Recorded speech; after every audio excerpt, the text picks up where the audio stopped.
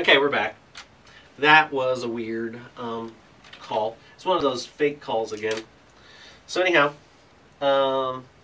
tech systems, they're local. They're pretty good, pretty responsive. They've helped plenty of my colleagues, mentors, and friends and mentees find jobs. There's a couple others I can't remember. One guy named Steve Conine, he runs a staffing agency. But it's not like high-level employees. It's basically just staffing positions. So that's okay. If you're a person looking for a staffing position, you're just one of a number. And it's not what you know, it's who you know. So the best thing to do when it comes down to looking for high potential employees, make yourself available, tell your friends, call around, have your resume ready, make multiple versions, things like that. Robert Half, that was an interesting one.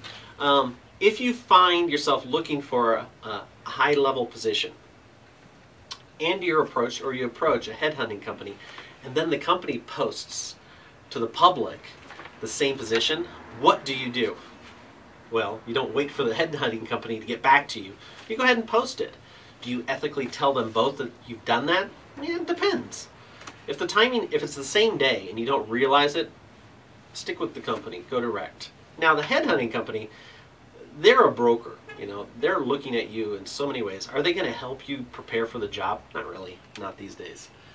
They won't say, they may have a one-on-one interview with you to see how well you interview, and usually I have found that most of them don't even look at your resume before they make the call. They don't even study you before they interview you as a potential person in the candidate pool.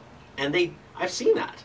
Robert Half, I was interviewed for a really high-level position, and they started asking me questions that were right on page 1 of my resume. And I was like, did you even read my resume?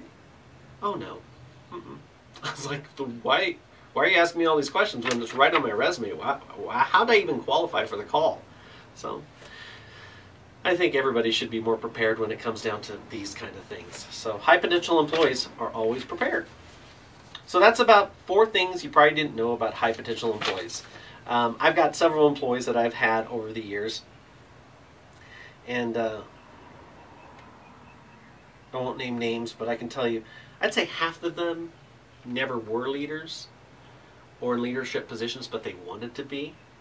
And it wasn't because they didn't have the opportunity, they just didn't go for it. And then the other half got the opportunity, and they were sort of mediocre. Have I ever met one leader that was awesome all the way through and through? 2 or 3. 2 or 3.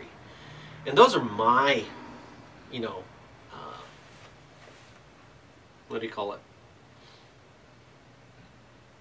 I don't know. Those are my hurdles. My hurdles for me being a high potential leader and employee versus, now I was told once upon a time that they said, Andy, you don't fit in any one of these org chart boxes. I go, why do I have to? Yeah, you're hiring for this, but I can do this and more. That's just a win for you. Well, you know what? You're not really employee material type. What is that? Employee material type is a person who has all of these traits as an entrepreneurial person who is committed, dedicated, perseverance, creative, strategic, tactical. I mean, we're not asking for, and most leaders in these positions already, they have all of those things, and they have other commitments when they come on board, which the organization knows about. They want to bring those connections, that experience, that breadth of the ability to look outside the box to the table. So when it comes to looking at an employee, just don't look at the role you're filling right now. Look at the person for now and beyond. Are you going to bring this person in and stagnate them, or give them room for growth where the company needs growth and help? So with that being said, this is Andy from Mountain Computers.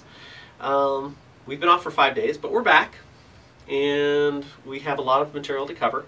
So like, subscribe, and share, and there'll be more to come. Have a good day. We'll be back soon.